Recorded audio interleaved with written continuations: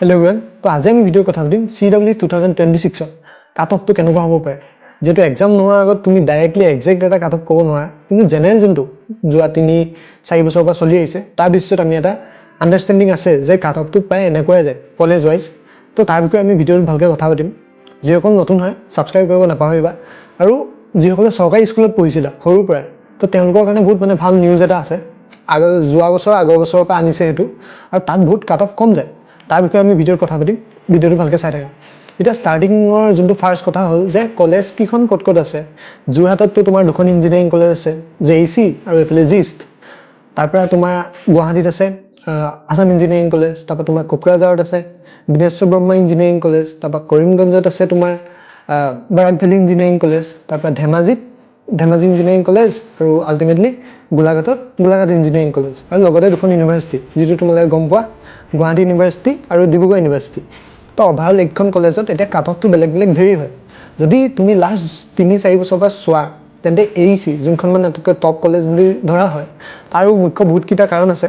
যেটো আটাইতকৈ পুৰণা ইঞ্জিনিয়াৰিং কলেজ হয় আমাৰ অসমৰ আৰু লগতে তাতে তোমাৰ PSU আহে যেনেকৈ অইল NIL এইখিনি বস্তু আহে তো বহুতে তাত যাব বিচাৰে এতিয়া কথাটো হ'ল যে সেই AEC তোমালোকে পাবলৈ এটা সেফ যোনটো ৰেংক থাকে পিছত কাট অফ কমিবও পাৰে লাষ্টৰ কাউন্সিলিংলৈকে সেইটো কথা আমি নাযাওঁ খালি জেনেৰেল যদি তুমি 600 বা 500 ইমানখিনি ৰেঞ্জত যদি এটা ৰেংকত আনি থোৱা তুমি ধুনীয়াকৈ কোনোবা এটা ব্ৰাঞ্চলৈ ভালকৈ পাই যাবা AEC কাৰণে আৰু বাকি তুমি যদি আদাৰ কেটেগৰিজ হয় OBC হোৱা ST SC হোৱা OBC কাৰণে তোমাৰ এৰাউণ্ড এইটো 1000 1200 1300 কিমানলৈকে নামি যাব পিছলৈকেতো আৰু কমি যাব পাৰে তো সেফ যদি হোৱা তুমি 1000 মান ৰেংকৰ ভিতৰত আনি থবা যদি তুমি OBC হয় ভাল ব্ৰাঞ্চ এটাত পাবলৈ AEC আৰু বাকিখিনি তাতকৈ অলপ কম 1500 মানলৈকে যায় তো হেনেকৈ ধৰিব পাৰে AEC কাৰণে এতিয়া JEC কাৰণে যোনটো জেনেৰেলৰ মানে নৰ্মেল কাট অফ থাকে সেইটো এৰাউণ্ড তুমি 800 বা 900 ধৰিব পাৰা 800 900 ত তুমি মানে এটা ভাল ধুনীয়া ব্ৰাঞ্চ এটা পাই যাবা আৰু লাষ্টলৈকে আৰু তাতকেও যদি আগতে লাগে প্ৰথম কাউন্সিলিংতে লাগে তেতিয়াও তোমাৰ তাত 600 700 কাট অফ তোমাক লাগি যাব আৰু ফাৰ্স্ট কাউন্সিলিংৰ অলপ কাট অফ হাইও যায় তো ওভাৰঅল যদি মই কওঁ তুমি 700 800 ৰেংকত যদি তুমি জেনেৰেল হয় ভাল ব্ৰাঞ্চ এটা পাই যাবা আৰু তাতকৈ তলত হ'লে অলপ ব্ৰাঞ্চটো কমাব পাৰে খালি সেই কলেজখনত পাই যাবা নেক্সট আহিলে যদি তোমাৰ বাকিকেইটা কেটেগৰীৰ কথা কোৱা তো তাতে মই যোনটো AECত কৈছিলোঁ তাত +100 বা +200 কৰি ল'বা এনেকৈ ৰেংকটো কমি গৈ থাকে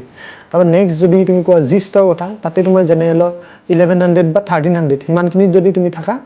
ধুনীয়াকৈ তুমি পাই যাবা আৰু লাষ্টৰ কাউন্সিলিংলৈ সেইটো কমি যায় তো হেনেকৈ গৈ থাকিব বাকি যোনখন আছে BBC তাৰপৰা BVC GEC DEC তাতে প্ৰায় কাট অফটো কম যায়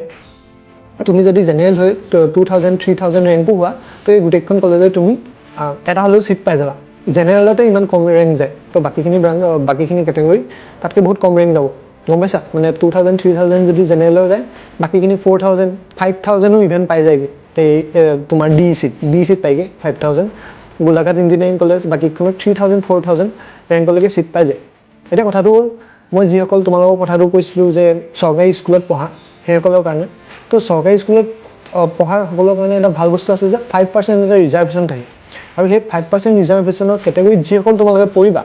তেওঁলোকৰ কাট অফটো বহুত কম যায় লাগে সেইটো AEC হওক JEC হওক আৰু ফাৰ্স্ট কাউন্সিলিংতে সেইটো মানে কাট অফটো যথেষ্ট কম যায় বাকিবোৰ নৰ্মেল যদি তুমি চোৱা তাতকৈ কম যায় আৰু সেই 5% কেটেগৰীত তুমি যদি পঢ়িবলৈ বিচাৰিছা তেন্তে তুমি 7ৰ পৰা একদম 12লৈকে চৰকাৰী স্কুলত পঢ়িব লাগিব তেতিয়াহে তুমি সেইটো এভেইল কৰিব পাৰিবা তো বিশেষ কাট অফৰ যোনটো ৰেঞ্জ হয় এইটোৱে জেনেৰেল থাকে প্ৰত্যেক বছৰ এনেকৈ থাকিব কিন্তু আল্টিমেট ডিচাইডাৰ ফেক্টৰটো হয় যে তোমাৰ পেপাৰখন কেনেকুৱা আহিলে যিমান টান পেপাৰ সিমান মানে কম মাৰ্কছত তুমি বেছি এটা ৰেংক পাবা আৰু যিমান ইজি পেপাৰ আহিব সিমান তুমি বেছি মাৰ্কছ পালেও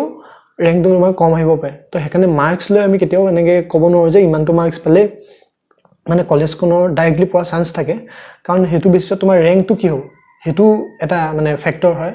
তো তাৰ বিশ্বতে আল্টিমেটলি বস্তুখিনি হয় আৰু লগতে মই তোমালোকৰ হোৱাটছএপৰ গ্ৰুপৰ এটা লিংক দি দিছোঁ তাতো তোমালোকে জইন হ'ব পাৰা